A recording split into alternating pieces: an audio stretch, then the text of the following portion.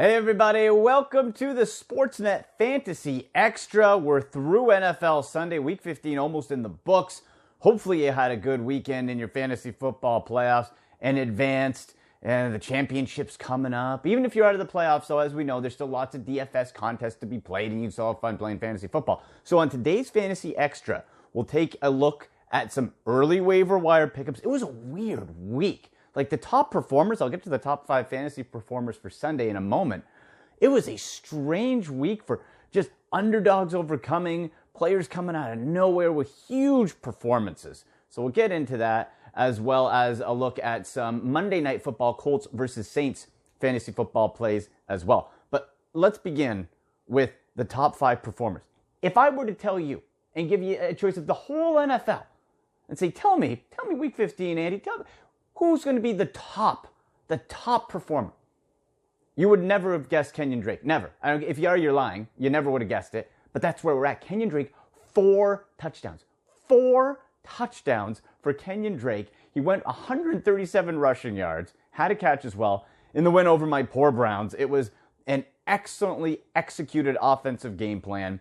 And Kenyan Drake had himself a career day. He has now 5 rushing touchdowns on the year. 4 came yesterday. 4.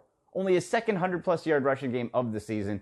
The stars aligned. He went off for 41.6 fantasy points. Kenyan Drake's got a little bit of a tougher schedule in Seattle and the Rams coming after that. Not overwhelming, but Kenyan Drake, unbelievable. He went off for that type of effort in a day where the Cardinals embarrassed the Browns in Arizona. So Kenyan Drake led the way of all fantasy performers. Kenyan Drake. Still can't get over it. Number 2, much more believable, although a guy who has not been at the top of the fantasy pool in quite a while, Julio Jones. Julio Jones. I guess we now know where those Calvin Ridley targets were going. I was talking about it on the fantasy show and writing about it on Sportsnet.ca. Where are the targets going to go for Calvin Ridley? Is it Julio? What about Austin Hooper? They're going to mix in some running backs for the Falcons. Where is it? Is it Russell Gage? They all went to Julio. 13 targets for Julio Jones. And Julio reminding people why he's one of the best in the business. So 134 yards, 2 touchdowns, and that is his first 100-yard game since week 8. So number 2, Julio. Number 3, Christian McCaffrey. Miles Sanders is number 4. Christian McCaffrey, no surprise here, the top-ranked player in fantasy football went off again. And Christian McCaffrey, what are you going to say? PPR standard, half PPR, doesn't matter. Christian McCaffrey's the man. The number 4, putting up 37.2 fantasy points, Miles Sanders. Remember over the weekend before kickoff, people were asking me, Andy, do I do Boston Scott? Do I start Boston Scott over Miles Sanders? And I said on the fantasy show, said on Twitter, at AndyMC81, use hashtag AskAndy, by the way, for any of your fantasy football questions. I said, no, don't play Boston Scott over Miles Sanders. Jordan Howard was out, remember? No Alshon Jeffrey. No Nelson Aguilar. You go with Miles Sanders. The reason being, people were getting all caught up with, well, they said Sanders was hurt last week and Boston Scott came in and benefited. Sanders was not hurt. He was dehydrated. He had cramps. So Philly, I guess, gave him a whole bunch more water, and Miles Sanders delivered. Miles Sanders, the 4th best fantasy performance coming out of Sunday, went off 122 rushing yards, had a touchdown, and 6 catches on top of it. What a nice progression of a rookie season for Miles Sanders. Really good. After that choppy up and down, I think it's clear you got to give that guy the ball more with or without Jordan Howard in the lineup. Number 5, now technically it's Lamar Jackson on the overall week, but we're looking at just Sunday. It was Rashad Perryman, the Perryman. And I told you, under the wire article that comes out every Tuesday on Sportsnet.ca, he was my top waiver wire sleeper pickup. He was owned last week at this time in 0% of Yahoo leagues. Now he's up to 11%, and I expect that number to go up a lot because mid-game, Chris Godwin, unfortunately, went down due to injury with that hamstring. Mike Evans already gone. So that's why I thought Perryman was somebody that could really pop because he was already worked into the offense. That's what you got to look at these fantasy teams. Guys can come out of nowhere, of course.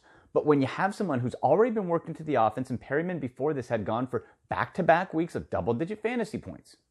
So you see, okay, where's the trend? Where could the ball go to? Where's there a comfort level at or building?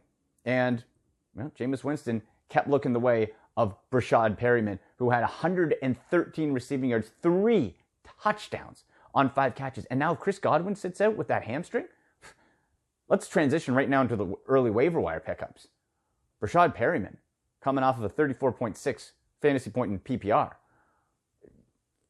You got to grab him.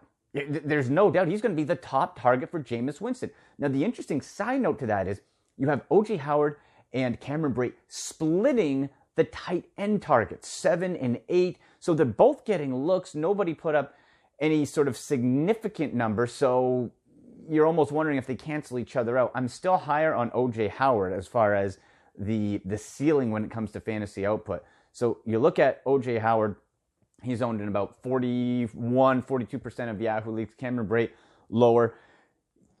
Track if Godwin's going to play. I don't think he is. It does not look like he will with the hamstring. But if you're going to pick any of the tight ends, go with O.J. Howard. So you could even have yourself a nice little stack of Perryman and O.J. Howard for your championship weekend, or if you're in the semifinals for your fantasy playoffs. And when it comes to DFS, now Jameis Winston is probably gone. You're likely not going to be able to grab him. But coming off of back-to-back 33-plus fantasy points, say what you want about him in real life as a quarterback. Real-life quarterback, he'll throw 4 touchdowns, he'll throw 3 interceptions, which he did 2 weeks ago, threw just 1 pick this past week.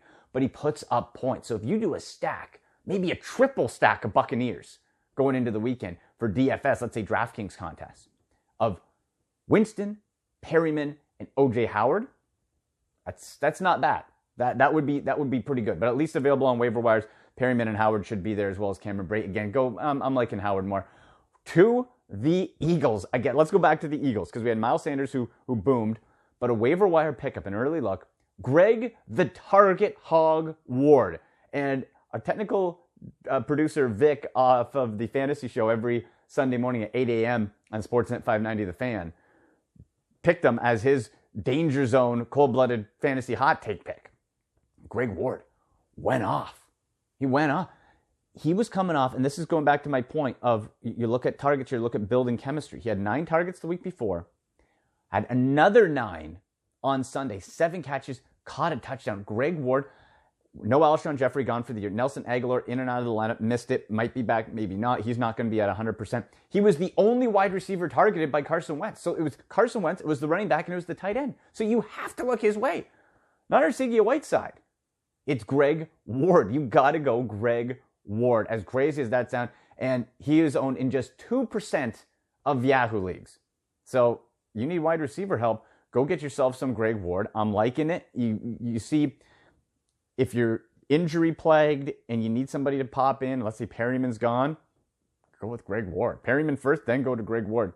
And the Vikings, Mike Boone, 3rd string running back, is obviously the hottest handcuff in fantasy football. He's going to be the most widely added guy, I predict, this week. Mike Boone, with Alexander Mattison missing the last game, Dalvin Cook injuring that shoulder. You're going to want to grab him, keep him ready.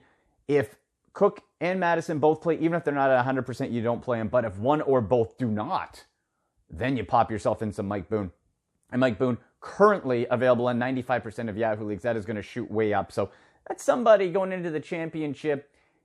You got some fab dollars left. You got some high waiver priority. You might want to go grab yourself some Mike Boone and keep him just in case. Let's look at the Monday Nighter here. Monday Night Football. Love this matchup from a fantasy football perspective. You got Colts, you got Saints. It's in New Orleans. It's in the Dome.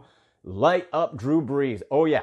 Drew Brees had that. He led all fantasy performers last week. Went off. Comeback after a couple of really slow weeks.